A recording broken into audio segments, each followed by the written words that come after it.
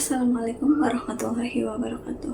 Halo teman-teman semua, perkenalkan nama saya Tria Ristianti dengan NIM 2301040065. Pada video kali ini kita akan membahas kasus yang sempat hangat pada awal tahun 2026 ini. Sebelumnya, coba kita bayangkan bahwa ada seseorang yang baru bekerja 3 hari, posisinya hanya sebagai anak buah kapal, di mana ia tidak punya kuasa, tetapi dia harus menghadapi tuntutan hukuman mati.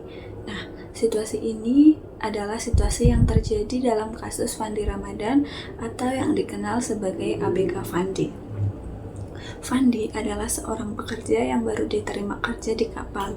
Dalam pekerjaannya, ia diminta untuk mengangkat beberapa kardus di tengah laut, yang tentunya di atas kapal ya. Ketika ia bertanya isi barang tersebut, ia diberitahu bahwa isinya adalah uang dan emas.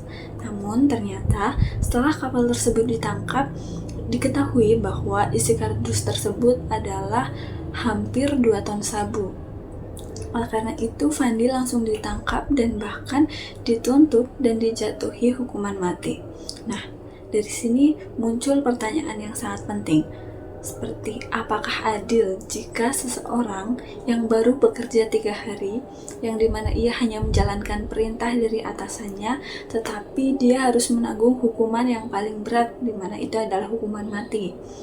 Jika dipikir secara sederhana, hukum itu seharusnya bukan hanya melihat siapa yang terlibat, tetapi juga melihat perannya, posisinya, dan apakah dia benar-benar tahu dan berniat melakukan hal tersebut. Nah, dalam kasus Fandi ini, Fandi memang ikut mengangkut barang, tetapi dia sudah mengakui bahwa dia tidak tahu itu dan adalah narkoba, dan apakah dia punya kuasa untuk menolak, sedangkan dia merupakan anak buah kapal yang memang baru bekerja 3 hari. Disinilah pentingnya kita memahami keadilan secara lebih mendalam ya teman-teman, di mana keadilan itu bukan cuma soal aturan, tetapi juga melihat situasi secara manusiawi.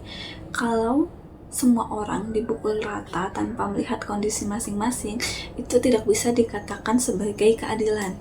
Jika dikaitkan dengan pemikiran Paulo Freire, realitas sosial itu seringkali dipengaruhi oleh posisi seseorang dalam sistem, di mana di sini Fandi itu berada di posisi paling bawah sebagai anak buah kapal, dan dia hanya seorang pekerja baru yang harus patuh pada atasannya. Artinya, apa yang Fandi lakukan bukan sepenuhnya pilihan bebas, tetapi karena memang kondisinya yang memaksanya. Nah, tentunya dari kasus ini juga menunjukkan bahwa sesuatu yang sering dibicarakan masyarakat, yaitu bagaimana orang yang posisinya lemah justru bisa mendapat hukuman yang lebih berat, atau mungkin kita juga sering mendengar bahwa hukum tumpul ke bawah, seperti apa yang dialami Fandi ini, yang dimana dia hanya orang anak buah kapal, tetapi dia dijatuhi hukuman paling berat, yaitu hukuman mati. Hal ini harusnya bisa membuat kita berpikir ulang apakah sistem ini sudah mempertimbangkan keadilan secara menyeluruh.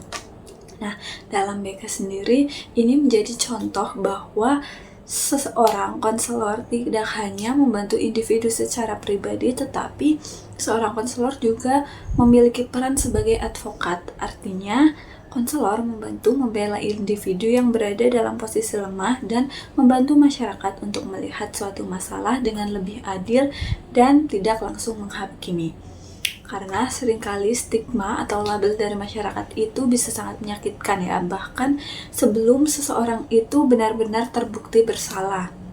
Nah, sebenarnya teman-teman, dari kasus ini kita bisa belajar bahwa keadilan tidak cukup hanya dilihat dari aturan, tetapi keadilan juga harus dilihat dari sisi manusia, kondisi, dan situasi yang dialami seseorang. Sebagai calon konselor, penting untuk punya empati, berpikir kritis, dan tidak langsung menilai seseorang tanpa memahami ceritanya secara utuh. Mungkin sekian yang dapat saya bahas dari kasus ABK Fandi ini. Semoga pembahasan ini bisa menjadi pelajaran tambahan, dan tentunya dari kasus Fandi kita juga dapat belajar tentang keadilan lebih mendalam. Sekian, terima kasih. Wassalamualaikum warahmatullahi wabarakatuh.